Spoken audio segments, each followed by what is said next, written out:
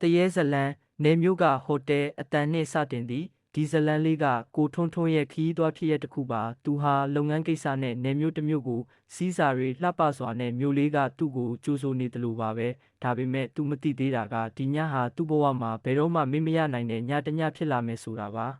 ကိုထွန်းထွန်းဟာမြို့ထဲကဟိုတယ်တစ်ခုမှာညအိပ်ဖို့စီစဉ်ထားပါတယ်ဟိုတယ်လေးကအတော်လေးတက်တန်းရင်နေပြီးရှေးဟောင်းပြည်သူကလက်ရာတွေနဲ့စမ်းပြနေပေမဲ့သူ့မှာရွေးစရာနောက်ထပ်မရှိတော့လို့ဒီဟိုတယ်မှာပဲနေဖို့ဆုံးဖြတ်လိုက်ပါတယ်ညဘက်တနာရီလောက်မှာကိုထွန်းထွန်းဟာအခန်းထဲမှာအိပ်ယာဝင်ဖို့ပြင်ဆင်နေပါတယ်ရုတ်တရက်လေတိုက်တန်တွေတကားတွေကြွတ်တန်တွေနဲ့သူ့အခန်းကလေအေးဆက်ရဲ့အတန်တွေကသူ့ကိုအနှဲငယ်စိတ်မတက်မတာဖြစ်စေပါတယ်ဒါပေမဲ့သူကဓာတွေကိုဂရုမထားဘဲအိပ်ဖို့ကြိုးစားနေပါတယ်ဒါပေမဲ့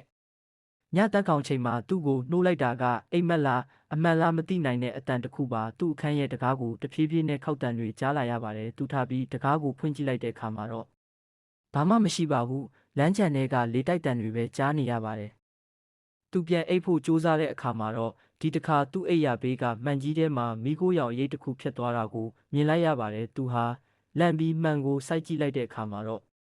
မှန်ထဲမှာသူ့ရဲ့ပုံရိပ်တစ်ခုတည်းပဲရှိနေပါတယ်ဒါပေမဲ့သူ့နောက်မှာမိခိုးရောင်အရိပ်တစ်ခုဖြည်းဖြည်းချင်းပေါ်လာပြီးသူ့ကိုလှည့်ကြည့်နေတာကိုသတိထားမိလိုက်ပါတယ်ကိုထွန်းထွန်းဟာလမ်းပြီးအော်ဟစ်လိုက်တဲ့အခါမှာတော့အရိပ်ဟာပျောက်ကွယ်သွားပါတယ်သူဟာဟိုတယ်ကိုချက်ချင်းပဲထွက်ပြေးလိုက်ပါတယ်နောက်နေ့မနက်မှာတော့ဟိုတယ်ဝန်ထမ်းတွေကိုဒီအကြောင်းမေးမြန်းကြည့်တဲ့အခါမှာသူတို့ကဒီဟိုတယ်မှာလွန်ခဲ့တဲ့နှစ်တွေကဖြစ်ပျက်ခဲ့တဲ့ကြေကွဲပွဲဖြစ်ပျက်တွေကိုပြောပြကြပါတယ်ဒီအခန်းမှာရခင်ကတည်ဆုံခဲ့တဲ့ဧည့်သည်တယောက်ရဲ့အရိပ်ဟာဒီနေရာမှာကြံရစ်နေတယ်လို့ယုံကြည်ကြပါတယ်